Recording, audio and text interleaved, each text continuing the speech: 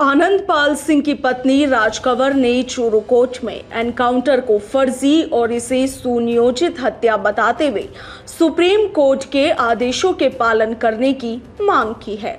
इस याचिका में कहा गया है कि सीबीआई कोर्ट पहले ही इस एनकाउंटर को फर्जी करार दे चुका है और इसके बाद भी इसमें शामिल पुलिस अधिकारियों को आउट ऑफ टर्न प्रमोशन और पुरस्कार दिए गए हैं। यह कार्रवाई सुप्रीम कोर्ट के 23 सितंबर 2014 के आदेशों के खिलाफ है, जिसमें साफ निर्देश है कि किसी भी एनकाउंटर के तुरंत बाद गैलेंट्री अवार्ड या फिर अन्य लाभ तब तक नहीं दिए जा सकते जब तक कि बहादुरी संदेह से परे साबित न हो जाए। गैंगस्टर का स्पेशल ऑपरेशन ग्रुप यानी कि एसओजी ने जून 2017 में चूरू के मालासर में कथित एनकाउंटर किया था। एडवोकेट नरेंद्र सिंह राठौर ने बताया कि आनंदपाल की पत्नी राज कंवर की ओर से 13 अगस्त 2025 को प्रार्थना पत्र पेश किया गया है, जिसमें ये मांग की गई है कि सुप्रीम कोर्ट के जो आदेश है उनकी अच्छे से पालना की जाए। एक दिन पहले किसी कारणवश ये प्रार्थना पत्र न्यायालय द्वारा लिया नहीं गया था, मगर फिर सुप्रीम कोर्ट की जो रूलिंग है वो दिखाने के बाद कोर्ट ने ये प्रार्थना पत्र ले लिया है और कोर्ट ने 25 अगस्त की तारीख दी है। आनंदपाल की पत्नी राज कंवर ने कोर्ट से आग्रह किया है कि जिम्मेदार अधिकारियों के खिलाफ लीगल एक्शन लिया जाना चाहिए। आनंदपाल की पत्नी राज कंवर द्वारा लिखे गए इस पत्र में लिखा गया है कि मैं राज कंवर, एक विधवा, एक टूटी हुई पत्नी और एक असहाय मां, ये पत्र अपने आंसुओं और अपने पति की अधूरी आवाज के साथ लिख रही है। वर्ष 2017 की यह रात मेरी जिंदगी का सबसे काला अध्याय है, जब चूरू के मालासर में मेरे पति आनंदपाल सिंह को राजनीति के काले खेल में साजिशन मार दिया गया। उस निर्मम हत्या को एनकाउंटर का नाम देकर सब पर मिट्टी डालने की कोशिश की गई। वह इंसान जिसने अपराधियों से लोहा लिया, गरीबों की मदद की, कभी किसी के आगे सिर नहीं झुकाया, उसी की झूठ और ताकत के दम पर उसे खत्म कर दिया गया।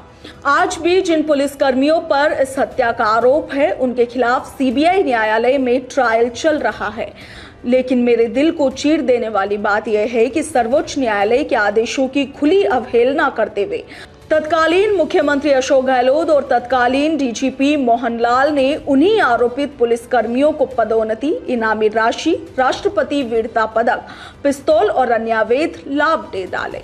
क्या यह न्याय है? क्या यह उस औरत के घाव पर नमक नहीं जिसका पति राजनीति और सत्ता की साजिश में मारा गया?